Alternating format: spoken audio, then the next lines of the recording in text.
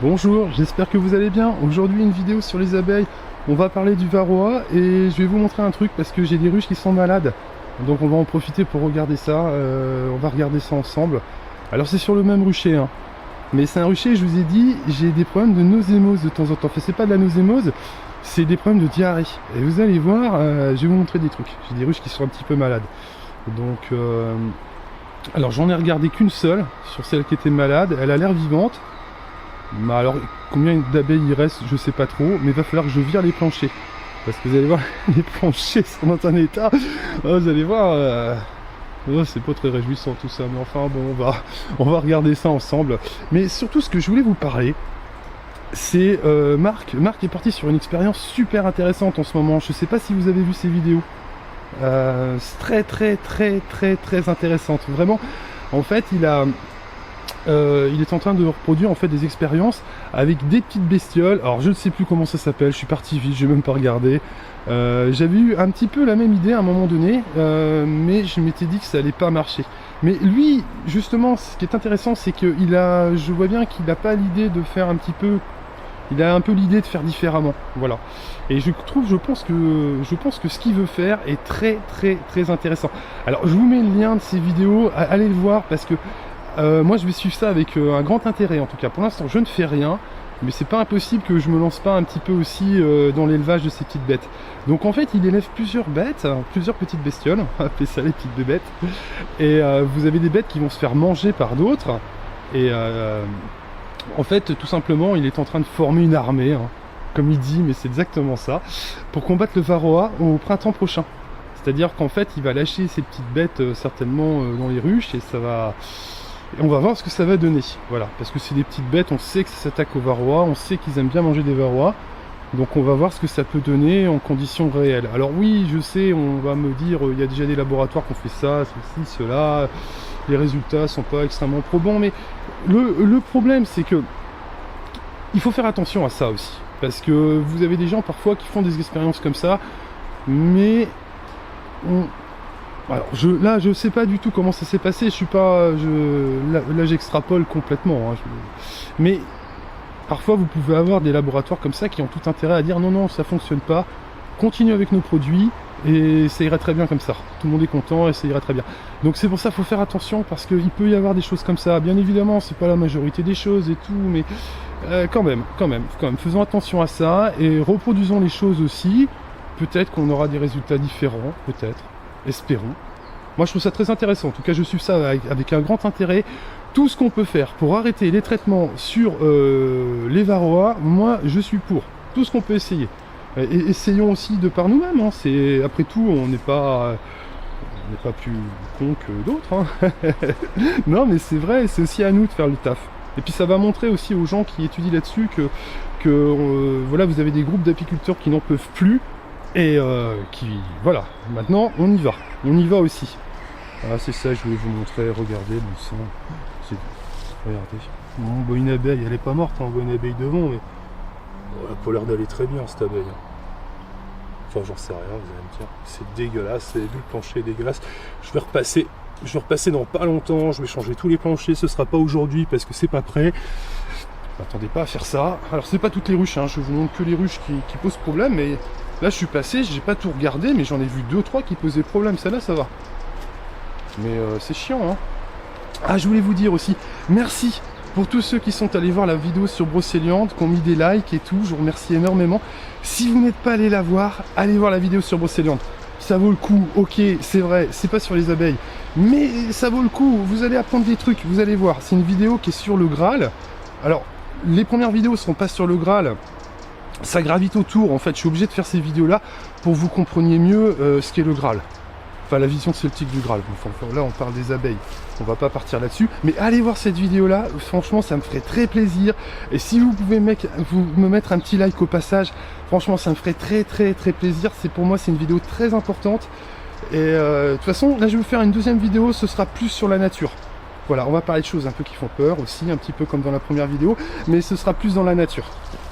Voilà, je vous encourage vraiment à aller voir ces vidéos parce que si vous voulez me faire plaisir, vous savez, moi je demande pas d'argent du tout, hein, rien, hein, je ne demanderai jamais d'argent, mais si vous voulez me faire plaisir et que voilà, vous voyez un apiculteur qui essaie de faire des trucs et tout, un petit peu pour notre communauté, et ben allez liker cette vidéo. Franchement, vous pouvez rien, c'est ce qui me ferait le plus plaisir. Allez la regarder, allez la liker. Si vous voulez vraiment faire un truc pour moi, et ben vous faites ça. Franchement, ce serait génial. J'ai vraiment besoin que vous fassiez ça. Parce que bon, c'est des vidéos un peu spéciales et c'est pour ça que je vous demande ça. Vous avez vu, je retourne sur les ruches, vous avez vu, c'est pas propre, le plancher est dégueulasse. On a des abeilles qui sont mortes juste derrière. Je sais pas combien il y en a, mais on a des problèmes de diarrhée, hein. C'est vraiment dégueulasse. Donc c'est pas la première fois que ça m'arrive ici l'hiver. C'est pas dit que la ruche est morte, mais en général ces ruches là, c'est dommage, c'est une belle ruche, ça m'embête un peu. Mais en général, comme je vous disais, ça arrive qu'elles s'en sortent pas, hein, tout simplement. Voilà. Je sais pas, il doit y avoir un truc qui va pas ici. Il doit y avoir un truc qui va pas. Ouais, il doit y avoir un truc qui va pas du tout. Oh, par contre celle-ci. Vous voyez, à mon avis, c'est mal barré parce que c'est dégueulasse, l'entrée est dégueulasse. Et il y a plein d'abeilles mortes, je sais pas si celle-là est vivante, c'est pas celle-là que j'ai regardée, c'est la première que je vous ai montrée, qui était comme ça. Donc celle-là, c'est la troisième, je vais voir s'il y en a d'autres.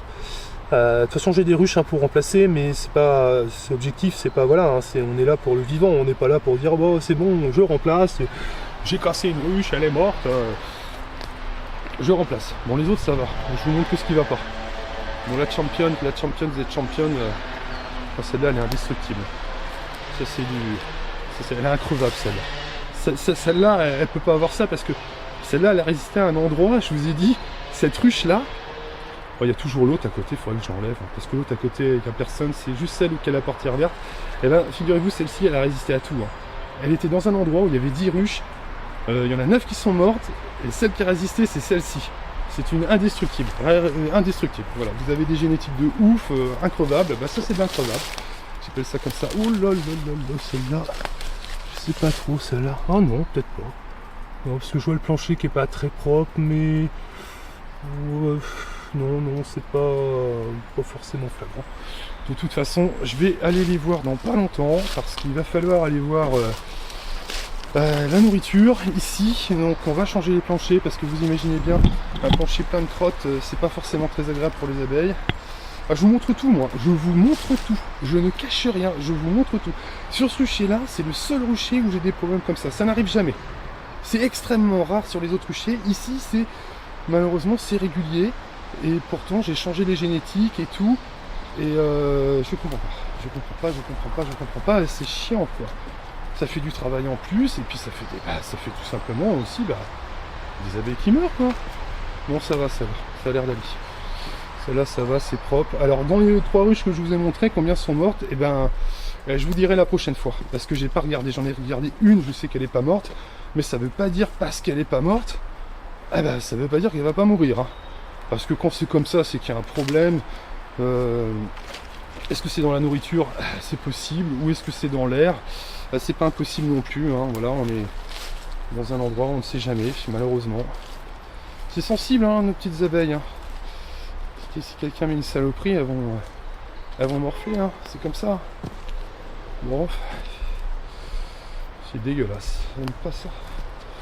Et je crois qu'en plus, en plus, je crois que celle-ci, j'ai eu le même problème l'année dernière. En plus, il me semble que c'est celle-ci. Ouais. Ouais. Elle n'est pas morte, mais bon, c'est bien remise, elle m'a fait pas mal de miel. Mais je m'inquiète un peu. C'est pas. Voilà. J'ai 3 ruches comme ça qui ont des diarrhées, et peut-être quelques-unes qui sont mortes. Donc, on va bien voir, hein, c'est comme ça. Bon, je vous ai dit, hein, je suis pas dans le pétrin. A priori, j'ai pas plein de ruches qui sont mortes. Hein. Donc, puis si vous voulez, moi je suis prévoyant. Hein. C'est-à-dire que si je perds des ruches, j'ai pas besoin d'aller voler les voisins. Hein. J'ai toujours des ruches de côté. Hein. Ah oui, parce que vous en avez qui prévoient rien, et puis quand ils perdent, ils disent « Ah bah je vais aller voir le voisin ». Donc vous savez bien de toute façon. Mais bon, c'est bien. C'est bien qu'ils continuent, parce que ça va pas durer longtemps, je peux vous le dire. Je les ai sous...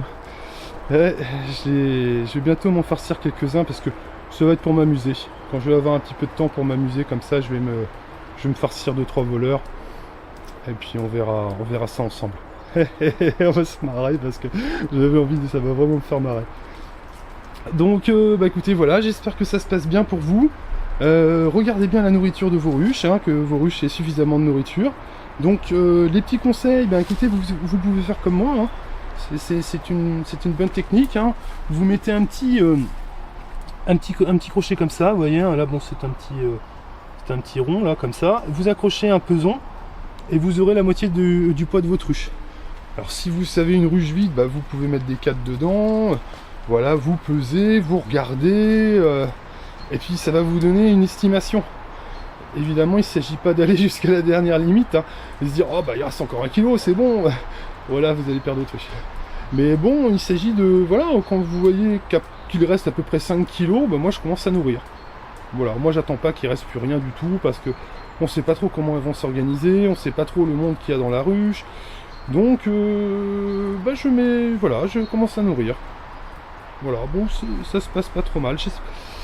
J'espère pour vous que ça se passe bien, j'espère que vous n'avez pas trop de mortalité. Il faut savoir que quand on a beaucoup de pluie, là, je sais pas si c'est pas. Chez nous on a de la pluie, hein. En général, les années pluvieuses sont des années avec un petit peu plus de mortalité, en général. Voilà, bon après c'est pas non plus flagrant, hein, mais en général chez nous, un petit peu plus de pluie, un peu plus de mortalité. Les sols sont gras, vous pouvez pas vous imaginer. C'est vraiment gras.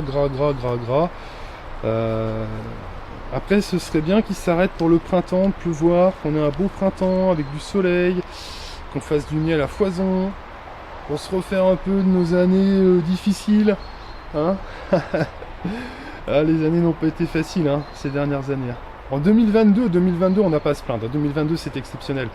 Mais après... on a bien ramé, hein, 2023-2024, compliqué. Hein. Donc peut-être 2025, une année sympa, peut-être. On va voir. Donc voilà ce que je voulais vous dire. Donc quelques ruches malades. Allez voir surtout les vidéos de Marc, ce qu'il est en train de faire, parce que c'est bien ce qu'il fait. Moi je l'aime bien, Marc, et puis il va faire ça sérieusement, je le connais. Donc moi j'attends de voir ce qu'il fait. Oui, pour terminer par rapport à ça. Si vous avez des documents et tout par rapport à tout ça, n'hésitez pas à lui envoyer. Voilà, et me les envoyer aussi parce que ça m'intéresse aussi. N'hésitez pas à lui envoyer et à m'envoyer aussi si vous avez des documents par rapport à ça. Et si vous avez des documents aussi, vous savez, par rapport à la sélection du varroa. N'hésitez pas à mettre des liens, des choses, je mettrai par rapport à tout ça, si vous avez des choses intéressantes. Parce que c'est vrai que moi je vais partir à faire ça, mais bon, je sais bien, hein, je suis conscient que des gens ont déjà essayé, que bon, certains arrivent à faire des choses intéressantes et tout, mais moi j'ai eu certains messages qui me font un peu peur parfois, parce que vous avez des gens qui vont vous mettre « Ah oui, mais attendez, il y a déjà des éleveurs qui font ça ». C'est très bien qu'il y ait déjà des éleveurs qui font ça, mais ça ne vous empêche pas de le faire aussi vous-même. C'est ça qui est important. C'est pas parce que d'autres le font que vous ne pouvez pas le faire. Bien au contraire, plus vous aurez de monde à faire de la sélection comme ça, d'abeilles qui résistent au varroa, plus on aura de génétique. Et on pourra peut-être faire des échanges, des choses comme ça. Voilà, pour ceux qui sont motivés à essayer de faire ça, bah écoutez, on va essayer de commencer ça au printemps et tout. Donc c'est pareil, s'il y a des gens qui veulent essayer ce que fait Marc aussi, pourquoi pas, ça peut être une très très bonne idée. Je sais plus comment ça s'appelle, les petites bêtes, c'est des petites bêtes qui s'attaquent au varroa, mais il y a eu des expériences qui ont été faites.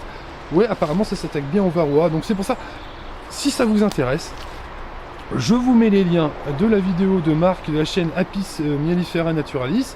Allez regarder ce qu'il fait, en tout cas moi je suis toutes ces vidéos par rapport à ça.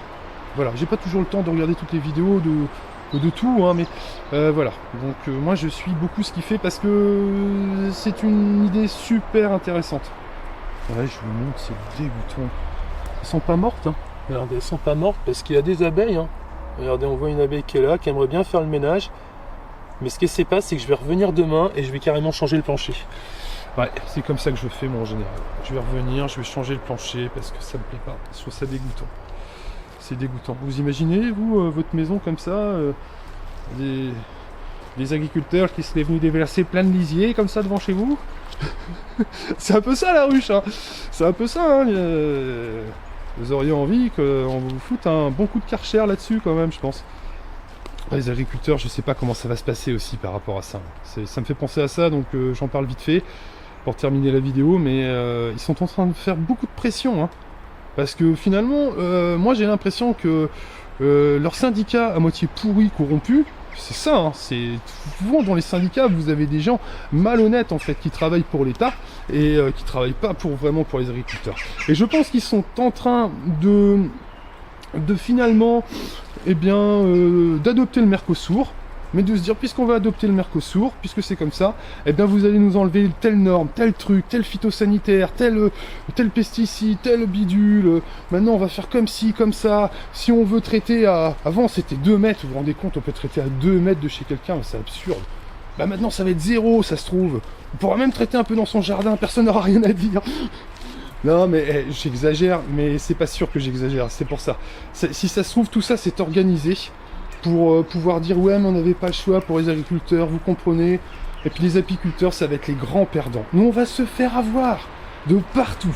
C'est-à-dire on va avoir du miel qui va arriver sans taxe de partout, on va rajouter encore des nouveaux pays, on va augmenter les quotas, on va nous dire oui mais alors les agriculteurs ils vont mourir, alors il faut absolument qu'on vous mette les phytosanitaires et tout ça.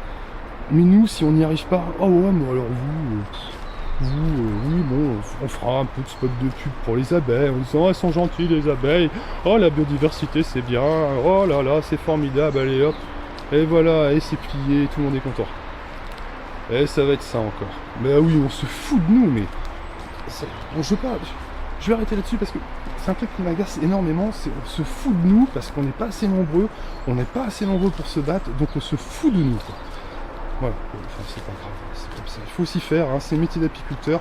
Vous savez qu'on a un État qui ment, qui fait croire et tout plein de choses, alors qu'en fait, j'ai peur qu'ils nous mettent vraiment dans la merde. Hein. C'est pour ça, battez-vous contre les phytosanitaires s'ils veulent remettre des trucs, parce qu'ils sont capables de vous remettre les OGM, hein. Ils sont capables de tout vous remettre, hein. Tout, hein. Bah oui, ils sont capables de tout, parce que vous avez les lobbies derrière qui font pression. Et là, c'est facile, vous avez les agriculteurs qui sont en colère, les lobbies qui font pression, et vous avez qui derrière qui lutte? La population et les agriculteurs et les apiculteurs. Alors ils vont se dire, mais on s'en fout de la population, on a vu pour qui nous le prennent, hein, franchement. Et les apiculteurs, bon, on représente rien, on représente pas d'argent. C'est ça le problème. C'est qu'on fait pas d'argent. On est trop petits. On va se faire écraser. Et puis voilà. Alors, allez voir la vidéo sur Brosséliande, s'il vous plaît, ça me ferait super plaisir, soyez sympa. Et mettez un like. Et il y aura d'autres vidéos. Si vous voulez en savoir plus sur le Graal, allez la voir. Hein. Bon, allez, sur ce, bon week-end. Ciao.